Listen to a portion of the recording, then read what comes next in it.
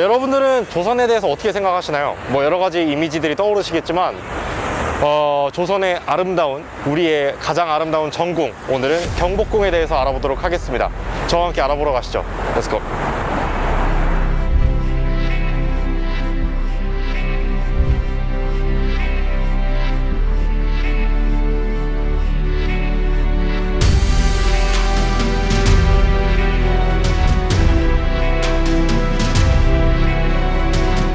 사실 우리나라의 사대문은 흔히들 혼재의 미학이라고 부릅니다. 그러니까 이게 뭐냐면 대도시와 이런 어떤 우리의 전통적인 어떤 건축물이 같이 공존하는 그런 것들을 혼재의 미학이라고 부르죠. 일단 이게 왜 그만큼 우리가 특별하다고 칭할 수 있냐면은 전 세계에서 사실 이렇게 문화유산이 대도시와 이렇게 혼재되어 있는 경우가 흔치가 않습니다. 완벽하게 사대문이 보고되어 있는 경우도 흔치 않고요. 그래서 이게 굉장히 큰 의미를 가지고 있는 거죠. 그 혼재 미학의 가장 대표적인 것은 바로 숭례문입니다. 지금 완전히 도로에 둘러싸여 있을 정도로 진정한 혼재 미학의 첫 번째 요소라고 볼 수가 있을 것 같습니다. 그렇지만 바로 그 옆에 있는 경복궁 역시도 빼놓을 수가 없습니다. 왜냐면은 여기 보시면은 완전히 광화문 한복판에 수많은 대기업 건물이 있고 그 사이를 완벽하게 메꾸고 있는 것이 이 경복궁이죠. 그래서 오늘은 그 혼재 미학의 정석, 경복궁에 대해서 제대로 알아볼 겁니다.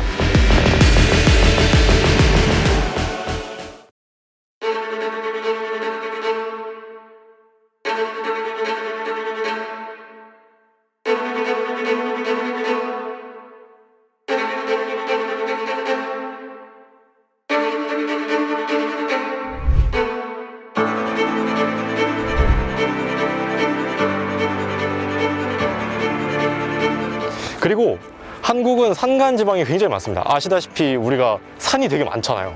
그러다 보니까 궁궐을 지을 때 이 산의 굴곡에 맞춰서, 지형의 굴곡에 맞춰서 많이들 건축을 하곤 했습니다. 예를 들어서 창덕궁이 그 예 중에 하나죠.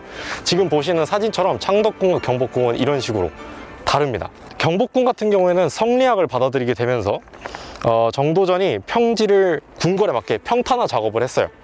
그리고 사각형의 형태를 그려서 마치 짜놓은 듯이 완벽하게 각진 형태로 만들게 되었죠. 그러면 이런 건축 형태는 어디서 왜 왔는가? 동아시아의 고전 경전 중에 주나라의 예법서, 즉 주례라는 것이 있습니다. 주례는 유학자들이 이제 만들어 놓은 가장 이상적인 도시 건설법, 이런 것들이 적혀 있는 거예요. 이 건물을 지을 때 그 주례를 기반으로 해서 만들어졌기 때문에 완벽하게 사각형 안에 사각형이 들어있고 그런 형태를 가지게 된 것입니다. 근데 아이러니하게도 이 궁은 세종대왕님 외에는 별로 이 궁을 좋아하진 않았어요.